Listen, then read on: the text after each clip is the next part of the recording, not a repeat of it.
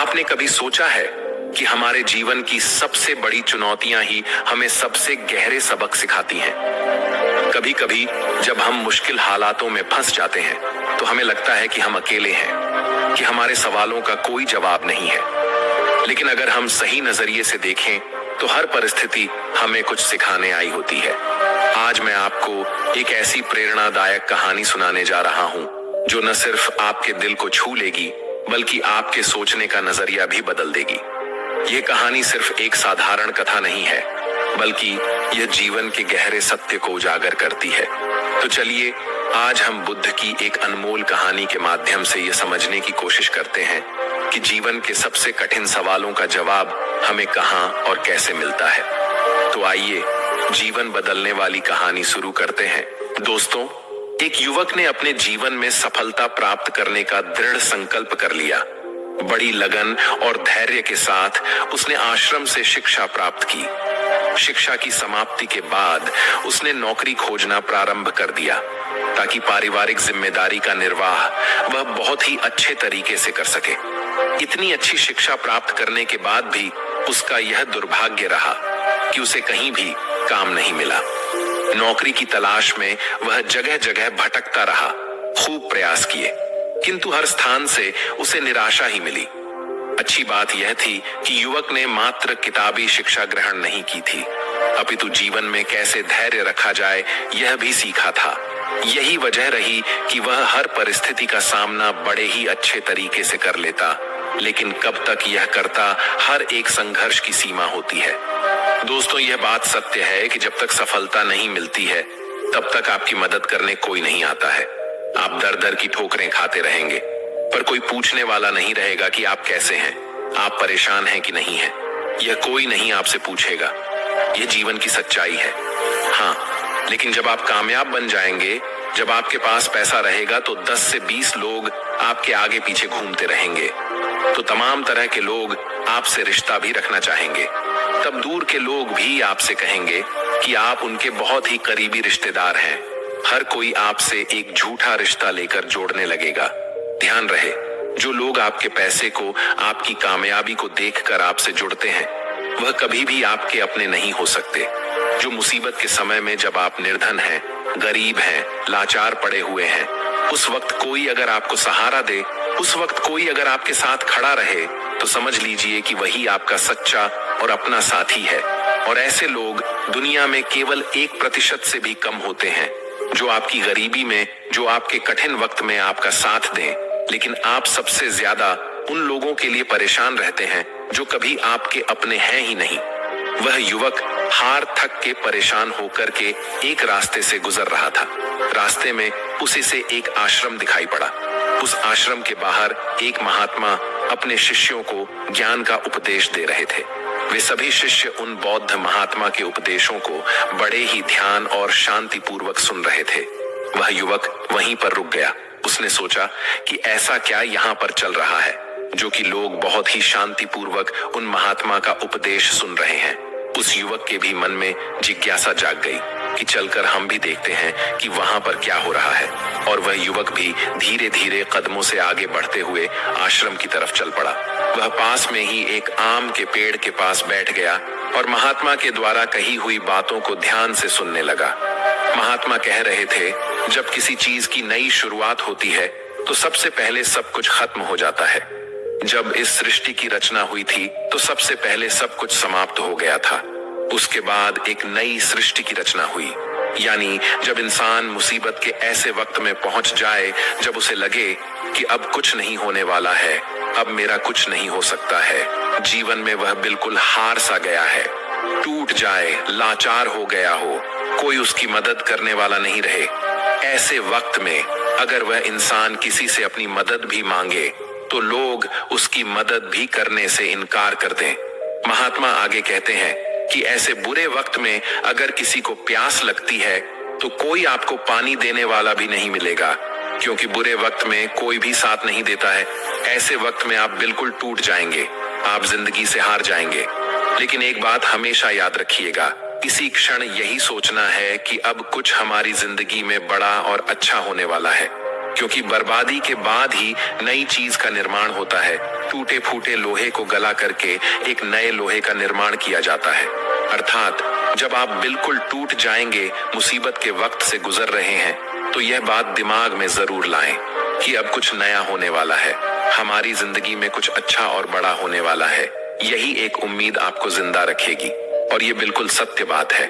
देखना, अगर तुम ऐसे वक्त में हो जहां पर कोई तुम्हारी मदद नहीं कर रहा है, कहीं से मदद की कोई भी उम्मीद नहीं है, तो समझ लेना कि अब कुछ बड़ा और अच्छा होने वाला है। क्योंकि जितना आप टूट सकते थे, अब आप टूट गए हैं। इससे ज्यादा आप नहीं टूट सकते। ऊपर वाला आपको जरूर कुछ बड़ा देने वाला है। यही सब बोल करके गुरुजी अपने उपदेश को विराम देते हैं। बोलते हैं कि शिष्यों, आज के लिए बस इतना ही। अब तुम सब दूसरे दिन इसी समय पर आना, फिर हम आगे की बात करेंगे। सभी शिष्य अपने अपने आश्रम में चले जाते हैं। तभी अच्छा समय देख करके वह युवक उन महात्मा के पास आता है और कहता है कि महात्मा, मैं पीछे से आपका पूरा उपदेश सुन रहा था और मुझे बहुत ही अच्छा लगा। मैं बिल्कुल टूटा हुआ इंसान हूँ। मैंने पढ़ाई भी की, हर जगह नौकरी की तलाश में घूम रहा, पर मुझे कहीं भी नौकरी नहीं मिली। मैं दर दर के ठोकरे खा रहा हूँ, पर कुछ भी हासिल नहीं कर पाया। लेकिन आपने जो बातें बोली, उससे मुझे कुछ काम करने की हिम्मत मिली और आपकी बातें बिल्कुल सही हैं। तब वह महात्मा उस युवक से कहते हैं कि युवक, तुम अपनी समस्या को मुझे बताओ। तब वह युवक कहता है कि हे महात्मा, मैंने आश्रम से शिक्षा प्राप्त की, उसके बाद हम घर पर आ गया और हमारे घर पर पैसों की जरूरत थी, जिसकी वजह से हम बाहर कमाने के लिए निकल पड़े। लेकिन मैं जहां पर भी नौकरी की तलाश में गया, मुझे वहां से नौकरी नहीं मिली, जिस वजह से मैं बहुत ही परेशान है। गुरुवर, कृपया मेरा मार्गदर्शन करें ताकि मैं अपने जीवन में सफलता की नई बुलंदियों को हासिल कर सकूं। फिर वह बौद्ध महात्मा उस युवक से कहते हैं कि आज हम तुम्हें कुछ छोटी छोटी बातें बता रहे हैं, जिन्हें अगर तुम अपनी जिंदगी में अपनाते हो तो तुम्हें सफल होने से कोई नहीं रोक सकता, और हर सफल व्यक्ति यही करता है। मैंने बहुत से लोगों को शिक्षा दी है, लेकिन मेरे जो शिष्य मेरी इन 7 बातों को अपने जीवन में अपना लिए, वह आज अपना नाम इस संसार में कमा रहे हैं। महात्मा उस युवक से कहते हैं कि अगर तुम्हें सफल होना है तो तुम्हें सबसे पहले अपने गुणों को पहचानना है, और यही तुम्हारी सफलता पाने की पहली आदत होनी चाहिए। वह युवक कहता है कि गुरुदेव, अपने अंदर के गुणों को कैसे पहचाने? तब वह महात्मा उस युवक से कहते हैं कि गुणों को पहचानने का मतलब यह है कि अपने अंदर की प्रतिभा को पहचानो। कुछ भी कार्य करने से पहले सबसे पहले तुम अपने अंदर की प्रतिभा को पहचानो। हर एक इंसान में एक अलग प्रतिभा होती है। अगर वह अपनी प्रतिभा के हिसाब से काम करे तो जीवन में उसे सफल होने से कोई नहीं रोक सकता। मैं तुम्हें एक उदाहरण के माध्यम से समझाने का प्रयास करता हूँ। अगर मैं तुमसे यह पूछूं कि यह आम का पेड़ है जो तुम्हें दिखाई दे रहा है, अगर मैं इस पर सभी जानवरों को चढ़ने के लिए बोलूं कि इस पेड़ पर सबसे पहले कौन चढ़ेगा, चलो मान लेते हैं यहाँ पर बंदर, भालू, हिरण, हाथी, घोड़ा, गिलहरी, सभी लोग आ गए, तो अब तुम मुझे यह बताओ कि इस पेड़ पर सबसे पहले कौन चढ़ेगा? तो वह युवक कहता है कि महात्मा, इस पेड़ पर तो गिलहरी सबसे पहले चढ़ जाएगी, वह झट से ऊपर तक चढ़ जाएगी। इसके बाद बंदर चढ़ जाएगा, लेकिन घोड़ा नहीं चढ़ सकता, हाथी नहीं चढ़ सकता, तमाम जानवर इसमें फेल हो जाएंगे।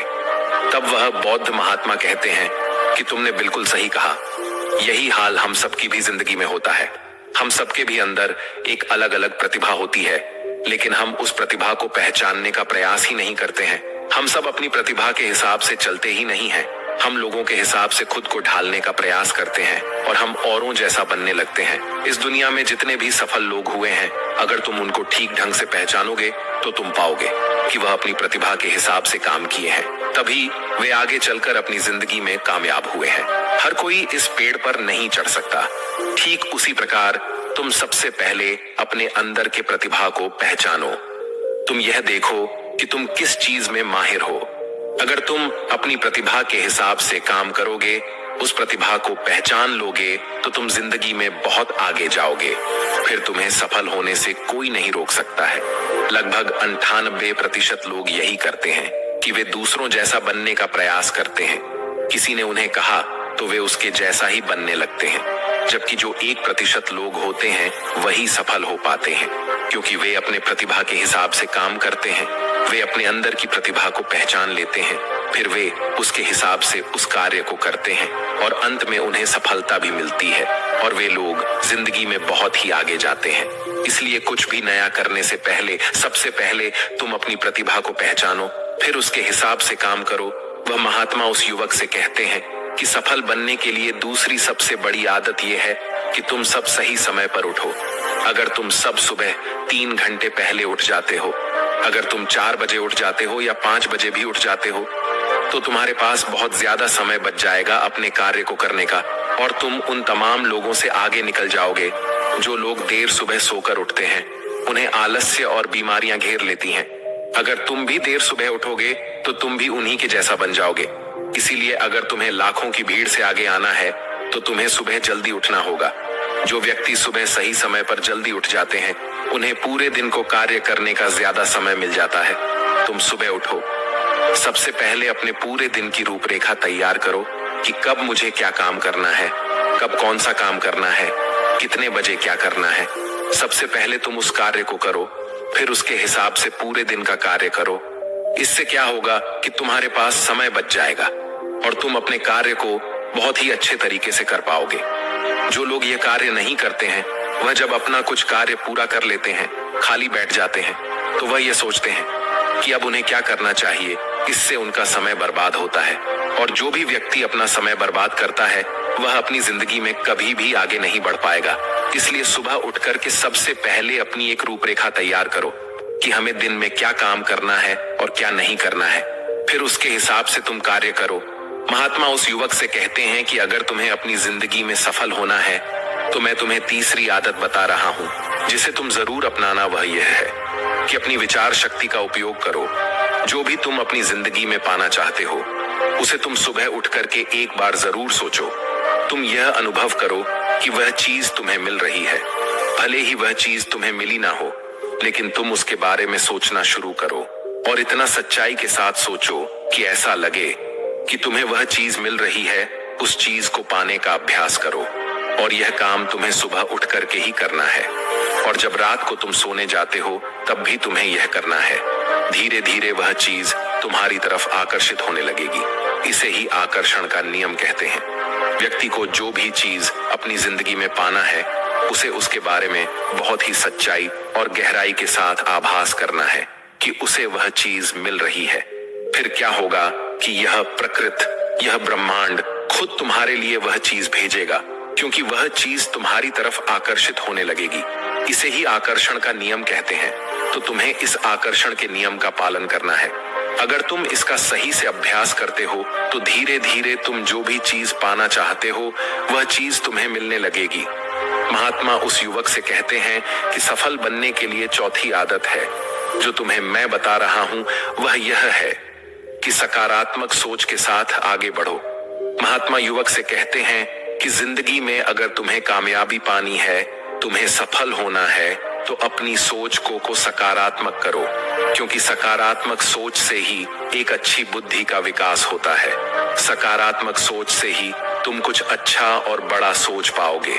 जब कोई व्यक्ति नकारात्मक सोचता है या किसी दूसरे के बारे में सोचता है तो वह अपने कार्य को ठीक ढंग से समझ नहीं पाएगा और अपने कार्य पर ध्यान भी नहीं दे पाएगा, क्योंकि उसका दिमाग तो किसी और चीज में लगा हुआ है और वह यह काम सही तरीके से नहीं कर पाएगा। इसलिए तुम किसी के बारे में बुरा ना सोचो, भले ही वह तुम्हारा दुश्मन ही क्यों ना हो।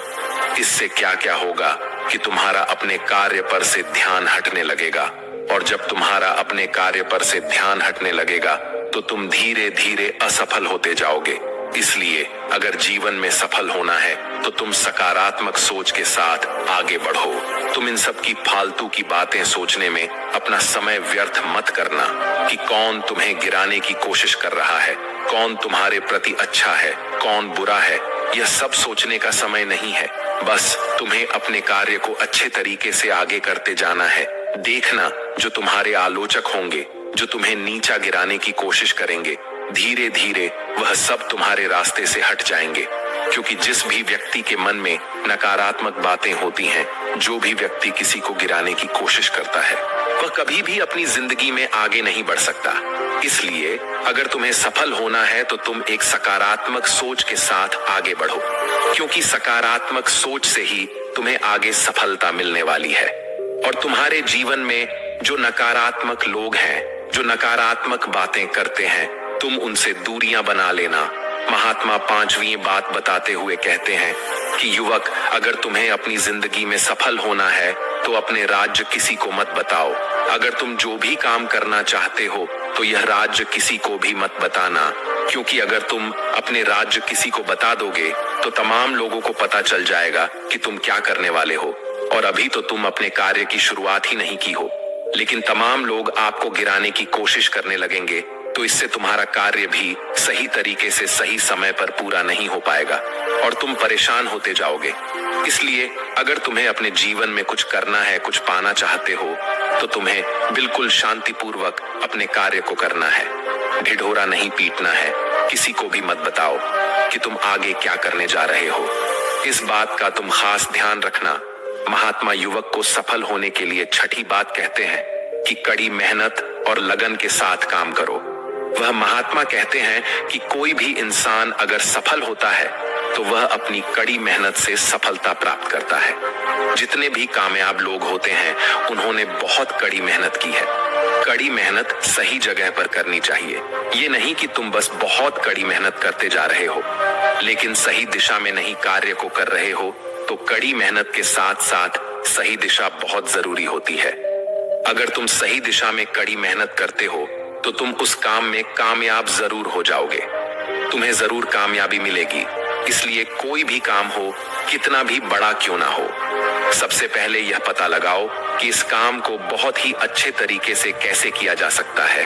अगर आपको यह पता चल जाए कि इस काम को अच्छे तरीके से कैसे किया जा सकता है, पूरी जी जान लगा दो सफलता को प्राप्त करने के लिए। कई बार हमने देखा है कि लोगों का असफल होने का यह एक बहुत ही बड़ा कारण होता है कि वह उन्हें जो भी जिंदगी में पाना चाहते हैं वह उस चीज के लिए तो मेहनत करने लगते हैं लेकिन मेहनत सही दिशा में नहीं करते। और जब उनकी मेहनत सही दिशा में नहीं होती है तो वे धीरे धीरे अंदर अंदर टूटने लगते हैं, उनका भरोसा उठने लगता है और उन्हें उनका लक्ष्य भी प्राप्त नहीं हो पाता है। इसलिए तुम्हें जो भी कार्य को करना है, तुम्हें जो भी लक्ष्य पाना है, सबसे पहले उस लक्ष्य को पहचानो कि इस लक्ष्य तक कैसे पहुंचा जाए तो तुम जरूर सफल हो जाओगे। एक उदाहरण देता हूं कि मान लो ये सामने जो पहाड़ दिखाई पड़ रहा है, अगर मैं तुम्हें इस पहाड़ पर चढ़ने को बोलूं, अगर तुम सीधे चढ़ोगे तो तुम कभी भी इस पहाड़ पर नहीं चढ़ पाओगे।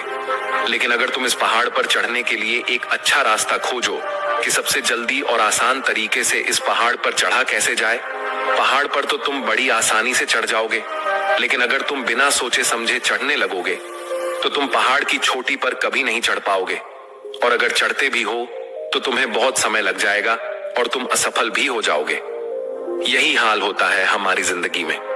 हमें जो भी लक्ष्य को प्राप्त करना है, सबसे पहले उस लक्ष्य के बारे में सोचो और तुम यह पता लगाओ कि इस लक्ष्य तक कैसे आसानी से पहुंचा जाए। जब तुम यह पता लगा लोगे तो तुम अपने लक्ष्य को बड़े ही आसानी से पा लोगे। इसलिए कठिन परिश्रम के साथ साथ सही दिशा जरूर होनी चाहिए।